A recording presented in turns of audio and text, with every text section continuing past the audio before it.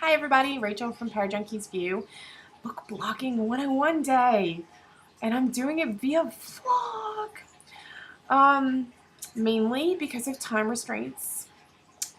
I have a pretty intense week lined up, start of pre-K 4, and been doing a little bit of design work that has got me working until midnight every night.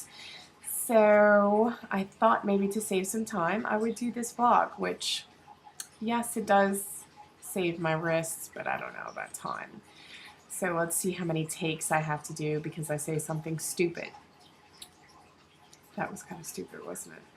Oh well, let's go to the first question. So our first question today is from Tina, Tina's Book Reviews. Hey Tina. She asks, when I started my blog, I didn't really think of anything creative when coming up with a cool and spiffy blog name. I finally come up with something awesome, but what do you think? Too late to change now that I'm established as my boring title, or could I possibly spice things up? And to put it in perspective, your blog name is your brand. It is your identity. It's what people know you. You know, when they think of you, they think of Tina's Book Reviews. They think of Tina.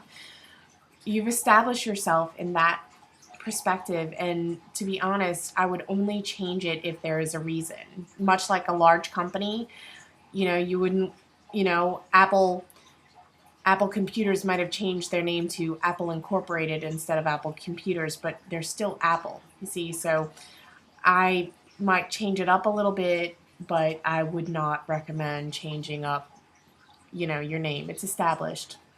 And unless there's a real reason, then I wouldn't change it. And I don't think a spiffy, awesome new title is a viable reason. Some reasons for changing your blog name would be, let's say if, like another friend of mine, she happens to have the title, it's called Book Addict Patty. Hi, Patty. I'm talking about you. And at the time, Book Addict Patty she was a book addict, just like I'm a book junkie.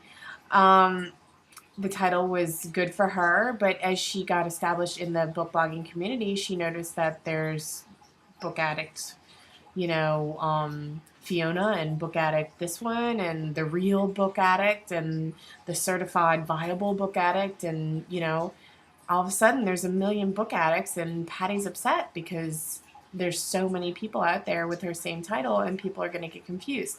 That is a viable reason for changing your name. So unless there's another Tina's Book Reviews out there, or if there is like a PR reason that you want to hide, say you stole somebody's reviews. I'm not saying you stole anybody's reviews. I'm saying like that would be a PR reason.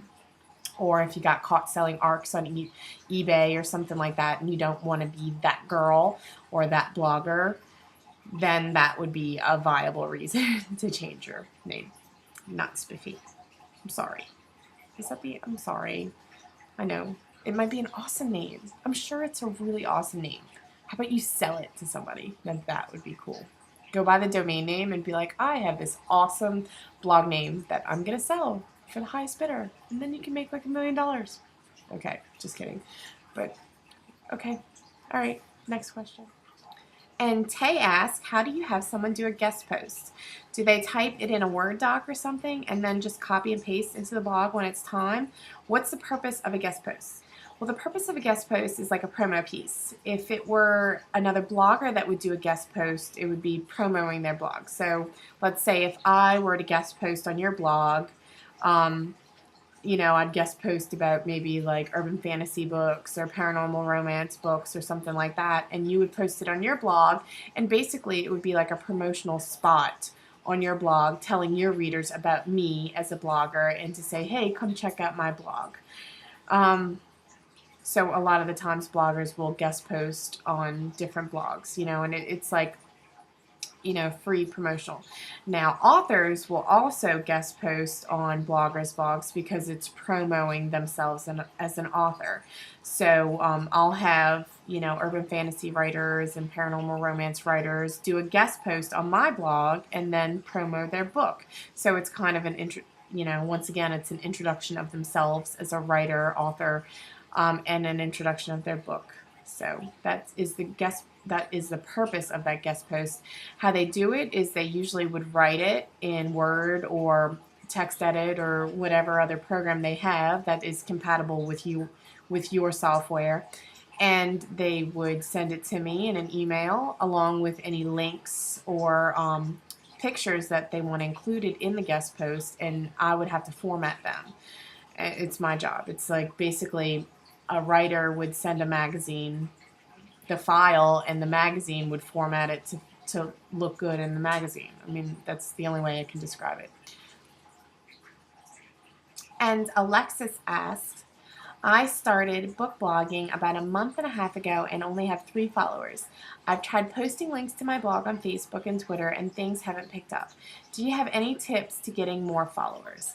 Well, for one, I would suggest going back in these Book Blogging 101 posts, and there's a few, I think, that when I first started that went over a lot of tips on what to do to gain more followers. So that would be the first thing, because I have some very specific things that I won't go into here because I've already written them down.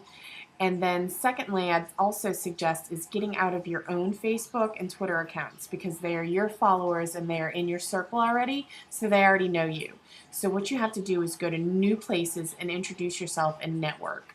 Goodreads, Shelfari, Library Thing, book blogs on Ning, places like that. You need to go into forums and you have to be like, hey, I'm Alexis and I have this blog and this is my URL. Come check me out.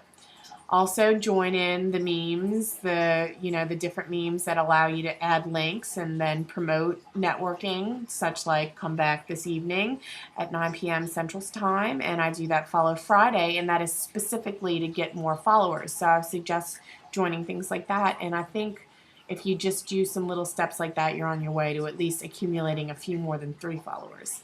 So I hope that answers your question.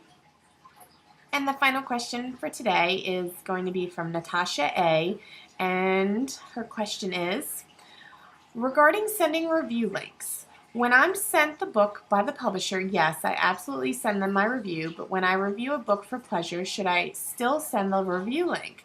Just wanting to get an opinion. Well, my opinion is yes, send that link. A lot of times people utilize Twitter. I've seen like Harlequin retweet somebody that will mention Harlequin in the tweet and say, hey, posted review of such and such, and then they'll mention Harlequin or things like that. Mention them in a tweet, mention the author in the tweet, send them the link through email. I mean, sure. I mean, they're, as a publisher, as a publicist, anything, of course they're going to want to know that they have a good review out there. The only time I've heard nays on it is when it's a negative review.